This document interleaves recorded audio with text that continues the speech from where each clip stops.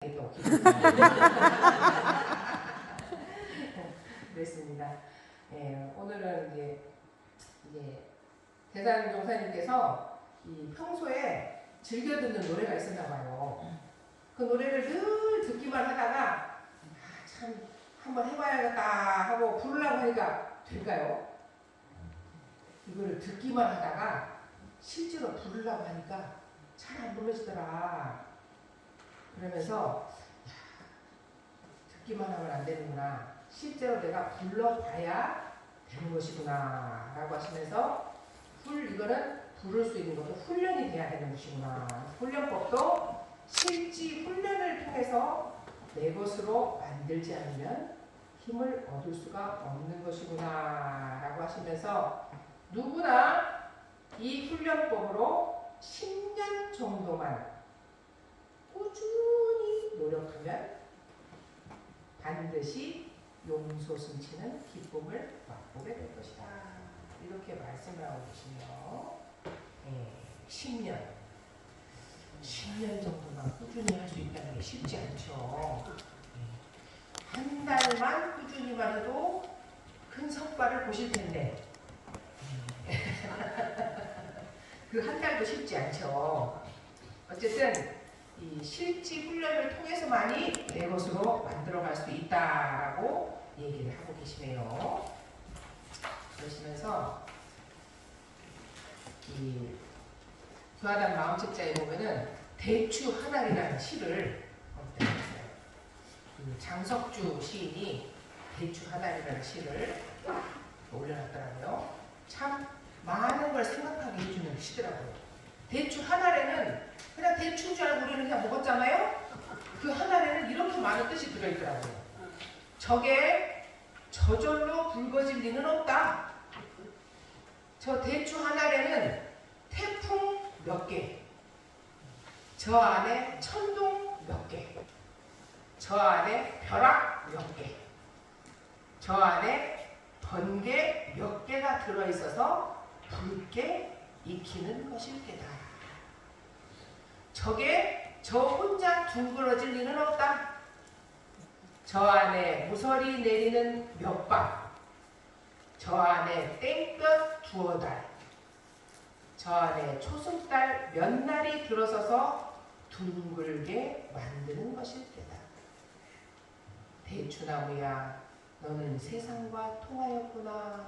이렇게 쓰셨어요. 그죠? 그런데 우리 마음도 저절로 공부는 되지 않습니다. 그렇죠?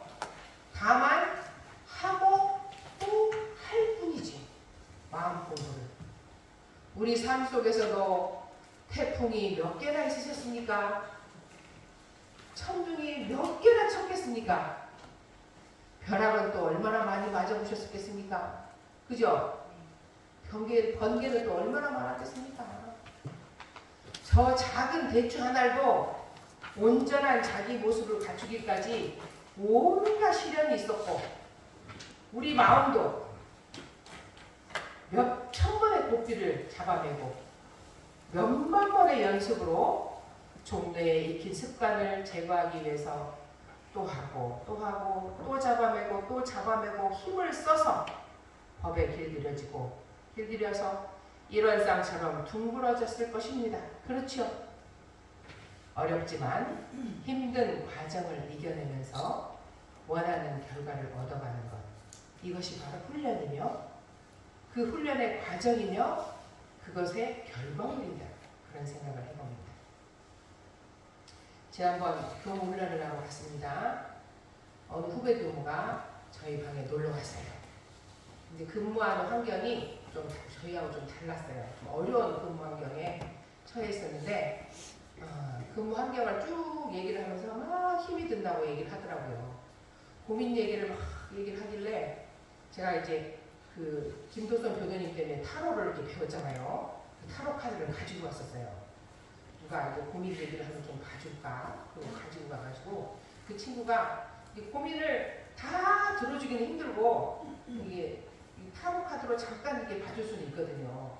많은 시간을 들여서 봐줄 수는 없으니까 잠깐 봐주기 위해서 제가 그래 너무 힘이 들지. 그럼 내가 타로라도 좀 봐줄까? 그러고 이렇게 카드를 이렇게 펼치고 좀 뽑아봐. 그랬어요. 그랬더니 카드를 이렇게 몇 장 뽑았어요. 뽑아가지고 이렇게 카드를 뽑은 카드를 펼쳐놓고 보니까 좀 힘든 카드가 나왔어요. 힘든 카드가 나오니까 자기나 나나 그 카드를 보고 선뜻 말을 못하고 카드만 쳐다보고 있다가 제가 아이고 그동안에 얼마나 힘이 들고 잠도 못 자고 그렇게 고민이 많았겠어. 힘들었겠네. 그랬어요. 그랬더니 확 울어버리더라고요. 그 마음을 제가 읽어주니까 확 울어버리더라고요. 안 그러겠어요? 혼자서 그렇게 힘들고 어려웠던 시간들을 내가 말을 해주니까 울면서 한참 울게 그냥 냅뒀어요. 그래 많이 힘들었겠네. 울고 싶은 만큼 울어. 그랬더니 울고 나더니 아휴 마음이 참 가볍습니다. 아무 말도 안 했어요. 그동안 마음속에 있던 고민이 그냥 다 해결이 됐습니다. 이제 현장에 가서 또 재밌게 살아보겠습니다. 그러고 가더라고요. 교무들도 어찌 힘들지 않겠습니까? 힘듭니다. 특히 이제 어떤 교화 현장에서 근무하느냐에 따라서 그 친구는 이제 다른 좀 습수한 현장에서 살기 때문에 많이 힘들었겠다는 생각을 합니다. 다만 우리는 이제 공부를 하고 또 하고 그 현장에서 이겨내기 위해서 잘 해내기 위해서 하는 것이지 또 그 힘으로 훈련의 힘으로 정진하면서 거듭나면서 그곳에서 보람을 느껴가면서 삶을 채워가는 것이지 않는가라는 생각을 합니다. 그 훈련은 언제 어떻게 합니까? 정해진 시간에 해야죠. 언제 어떻게 해요 훈련은? 상시로 합니까? 오, 임재인님이 상시로 한다 그러시네요. 그렇죠. 대종사님께서는 일상생활 속에서 챙기는 마음을 실현시키기 위해서 상시 훈련법을 밝혀주셨어요. 상시 훈련은 뭐예요? 상시로 해라. 언제? 생활 속에서. 마음대로 아무 때나 해라. 상시 응용 주의사항 6조를 밝혀주시고 또 교당을 다녀가시면서도 해라. 교당 내하시 6조를 밝혀주셨어요. 상시 응용 주의사항 6조는 뭡니까? 뭐예요? 여기 안 나왔어요. 윤사님? 안 나옵니다. 네? 기억이 안 나요? 네. 네.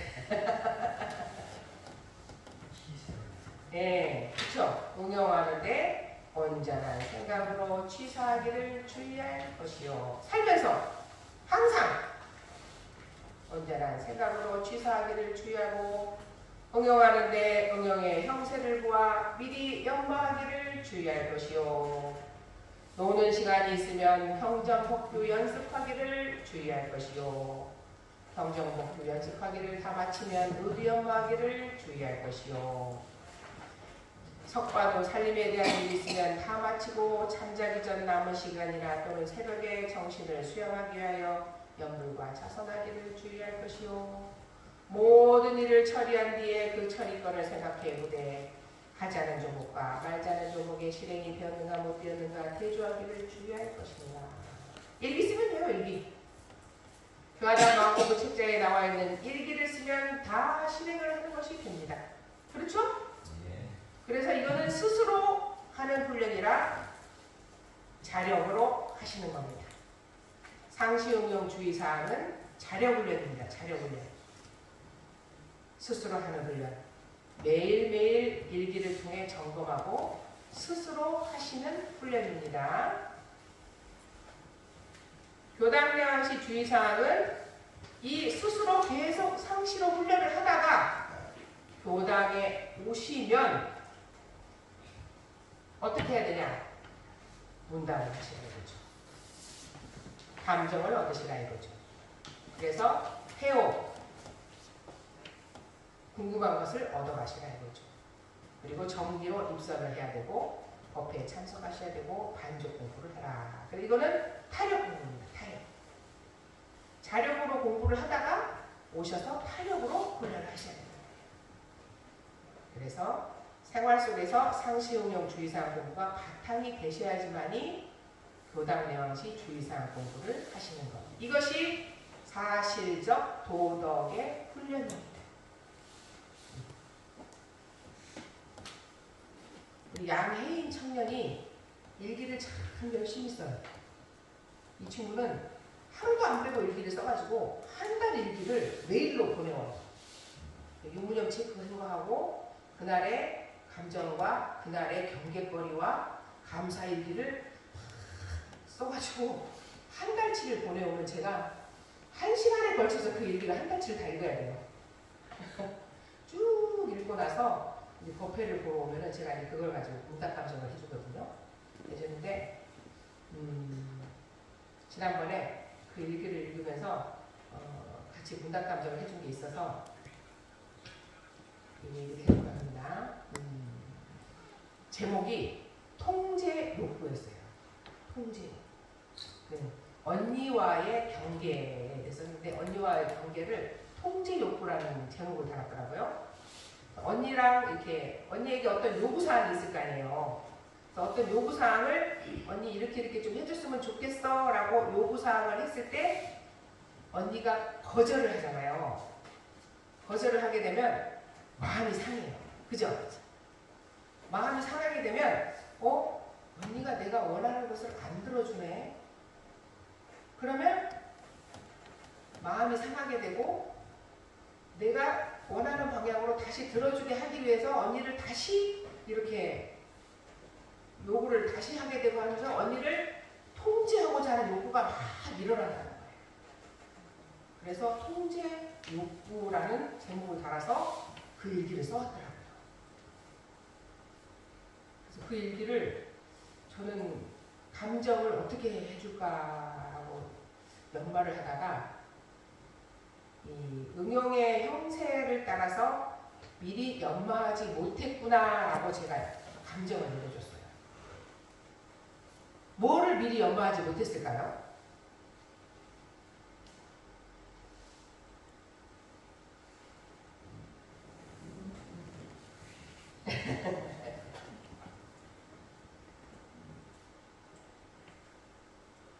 이 양혜인 청년이 뭐를 미리 연마하지 못했을까요?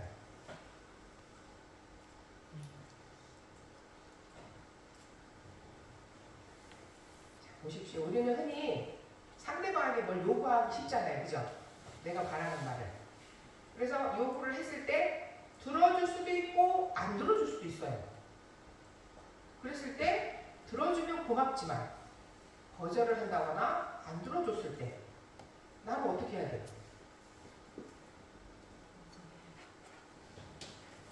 그때 들어줬을 때의 상황과 들어주지 않았을 때의 상황까지도 내가 미리 연마를 해야 된다는 거죠. 거기까지 준비를 해야 된다는 거죠. 상대방이 이렇게 나왔을 때 나는 이렇게 대처를 해야겠구나. 상대방이 나한테 거절을 했을 때 상처받지 않을 준비까지도 해야겠구나. 거기까지도 미리 연마를 해야 된다는 거죠. 나의 그 상대방의 반응을 예상해서 나의 대처 방법까지도 미리 준비를 했더라면 상처받거나 당황하지 않고 통제하고 싶다는 욕구가 아니고 상대방을 더 잘 이해할 수 있는 계기가 되지 않았겠느냐. 그래서 그렇게까지 미리 준비하는 공부를 해봐라 라고 제가 문답을 해줬더니 그것까지 생각을 못했다고 거기까지도 생각을 하고 공부를 해보겠습니다 라고 문답 감정을 했었어요. 그래서 생활 속에서 훈련을 한다는 것은 응용하기 전에 미리 연마하고 응용했을 때 온전한 생각으로 잘 취사를 했는가 돌아보는 것이고 또 오는 시간에 경전 공부를 통해서 정성을 들여서 모르는 것을 잘 공부를 하다가 모르는 것은 잘 적어두었다가 교당에 왔을 때 문답하는 것이고 저녁에 일기 공부를 통해서 하루를 돌아보고 점검하는 생활을 꾸준히 하는 것입니다. 생활 속에서 하는 훈련이에요. 우리가 훈련에 정성을 들여야 하는 이유는 모르는 것을 아는 것이 아니고 아는 것을 실행할 수 있도록 하는데 그 의미가 있습니다. 대산용사님께서는 훈련편 3장에 이렇게 말씀하고 계십니다. 진리를 일상생활 속에서 물을 마시고 숨을 쉬듯이 활용하는 법이라야 만대를 이어갈 살아있는 법이라. 평소 일상생활 속에서 정기훈련과 상시훈련으로 평상심을 기르는 것이 가장 중요하니 특별히 혼자서 애쓰는 것보다 아침부터 저녁까지 대중과 함께 법도 있는 생활을 오래 계속하다 보면 나도 모르는 사이에 큰 힘이 쌓이게 되나니라. 제가 이제 상시일기를 잘 쓰기 위해서 어딜 가나 꼭 일기장을 들고 가는 게 이제 습관이 됐어요. 1박 2일이든 2박 3일이든 그냥 일기장을 들고 가는 게 이제 습관이 돼가지고 이번에도 이제 일기장을 들고 갔어요. 저는 이제 회의를 미리 갔기 때문에 미리 갔잖아요. 대사식 전에. 이번에 총부 갈 때도 들고 가가지고 이제 동기 교무가 있는 이제 전주 송촌교당에서 자고 이제 아침 10시 반부터 회의하고 그날 정하던 회의가 6시 넘어서 끝났어요. 그래서 또 이제 들고 이제 송촌교당에 가서 자고 그 다음날 또 10시 반에 10시에 또 회의가 있었어요. 회의에 참석하려고 아침에 이제 나오는데 제가 10시 반에 회의인 줄 알고 느긋하게 있다가 아니 10시라는 거예요 회의가. 그래서 막 부랴부랴 챙겨가지고 이렇게 나오는데 한참 운전해서 오다 보니까 아이고 가방에 일기장을 안 넣은 게 생각이 나는 거예요. 아침에 밥을 먹다가 걸걸이 치니까 이렇게 상밑에다 이렇게 일쓱 밀어넣은 게 생각이 난 거예요. 제가 틀림없이 가방을 챙겨 나오면서 쓱 둘러봤어요. 내가 빠진 것이 있나 없나 싹 둘러보니까 없더라고요. 다 챙겼구나. 그리고 딱 나왔는데 상밑에 숨어있는 일기를 제가 놓친 거죠.